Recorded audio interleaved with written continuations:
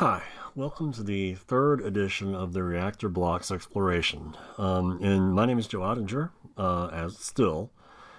What we'd like to do in this episode is two things. One is we want to create a slightly more extensive bass synthesizer. We've been working on one with a single oscillator, and we'd like to, for one thing, create a richer sound source. We'll put another oscillator in there. Second, what we would like to do is start working on separate gate sources.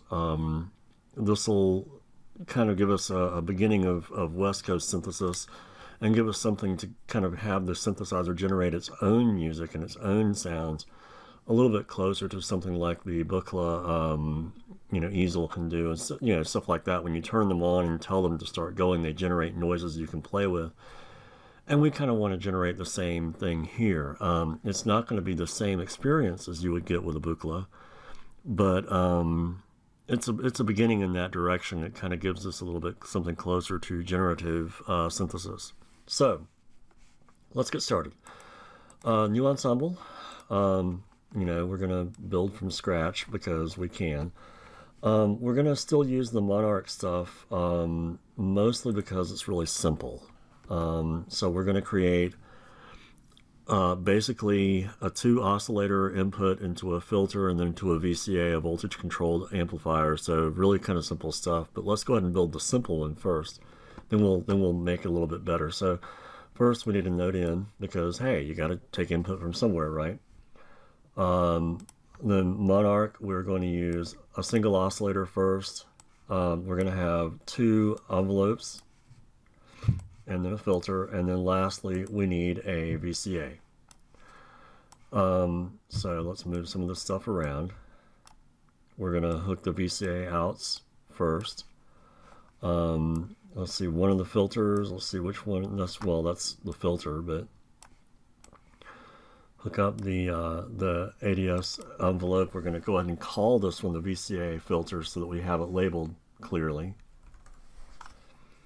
And we're going to hook it up to the out because that's what we're going to need to do. Go ahead and set the amplifier to maximum resolution, so every time we gate it, it'll control the VCA level.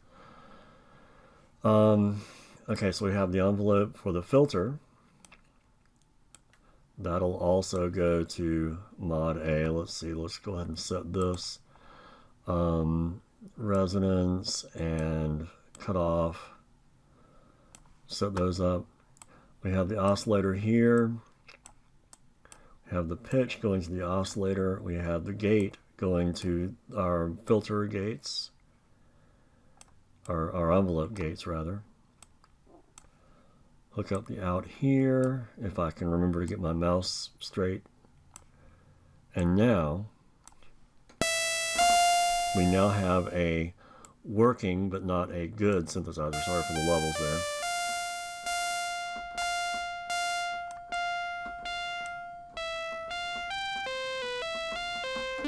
Okay, nothing really spectacular yet.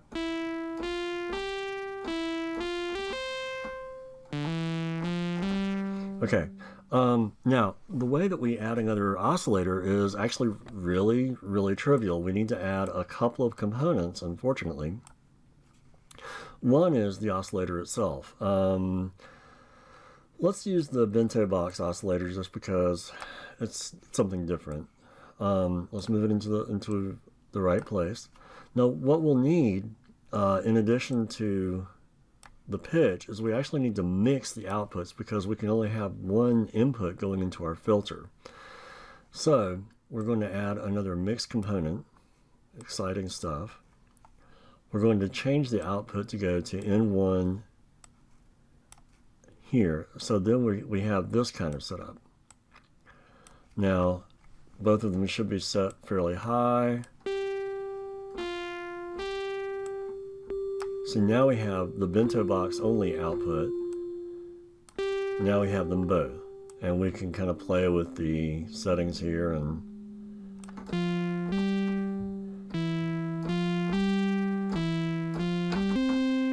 okay, again, all very exciting. I'm sure that you are all, sitting there thinking, hey, it's almost like he's playing something we recognize. And I sort of am, I guess. This is,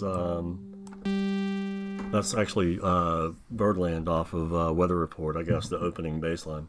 Now, again, not really all that fascinating stuff yet. This is a very simple 2-oscillator synthesizer. So, what do we do next? We want to go to a clock. Now, what this is going to do, we're actually going to have this generate our gates for us. Right now, our gates are filtered off of the note in. So if I press a note, we trigger the filters. But we actually want to have the system generate its own gates. So we're actually going to disconnect the gates from this one and go straight to this. And likewise for the VCA gate. So now we've just got a different gate source. Now 16th notes are kind of heavy, so let's go ahead and change that. But you see here, we have every 8th note is going to generate a gate signal. Every time that we have it play. Now it's still pulling the pitch from the note.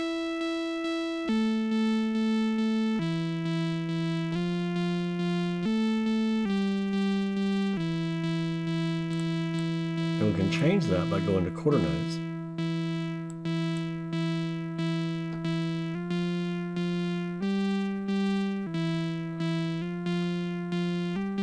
So when we press the notes on the keyboard, it's still changing the pitch for the oscillator, so it's not waiting for the next gate to change the pitch, so we can get a little bit of out of sync there.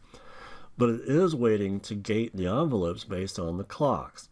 So now, if we press this, now we can come up here and start playing with the notes here.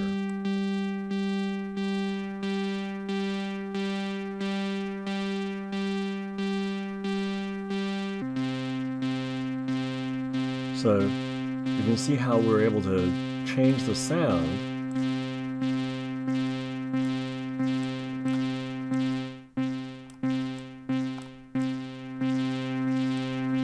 and we're able to actually just literally focus on the sound generation itself, which is something before what we had to do is we had to concentrate on the notes that we were playing. I'm going to turn this off so it's a little bit less distracting.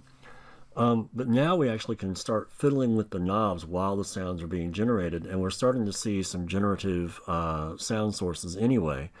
So what we have is a 2-oscillator synthesizer with the gates being generated from a clock rather than the keyboard itself, which is the beginning of generative music. This is where synthesizers are going to be able to be, or sequencers are going to be able to be triggered from the clocks.